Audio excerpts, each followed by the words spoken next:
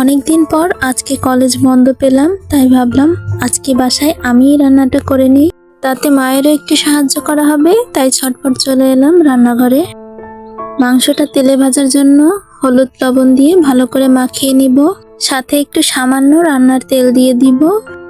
মাংসটা মাখানো হয়ে গেলে চুলাতে কড়াই বসিয়ে তেল গরম করে মাংসগুলো দিয়ে দিব। মাংসগুলো হালকা ভাজা হয়ে গেলে এগুলোকে নেড়ে চেড়ে উল্টিয়ে পাল্টিয়ে দিব।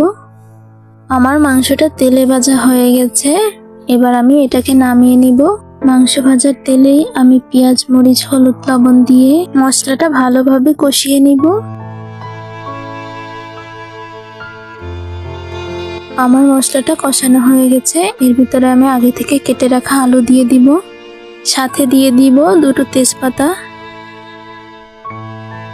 আলুটা ভালোভাবে কষানো হয়ে গেলে আমি ঢাকনা দিয়ে দিব। কিছুক্ষণ পরে ঢাকনা তুলে আমি পরিমাণ মতো পানি দিয়ে দিব। পানি দিয়ে ভালোভাবে চারদিক নেড়ে চেড়ে মিশিয়ে নিব। এর ভিতরে আমি কিছুটা জিরা বাটা গরম মশলা দিয়ে দিব। মেশানো হয়ে গেলে আমি এর ভিতরে আরো কিছু পানি দিয়ে দিব।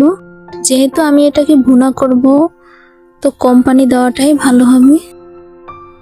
আমি ঢাকনা দিয়ে বেশ কিছুক্ষণ জাল করে নিব, যেন মাংসটা পুরোপুরিভাবে সিদ্ধ হয়ে যায়। মাংসটা সিদ্ধ হয়ে গেলেই তুলে ফেলতে হবে। আজকে দুপুরের জন্য আমার খাবার থালাটা রেডি।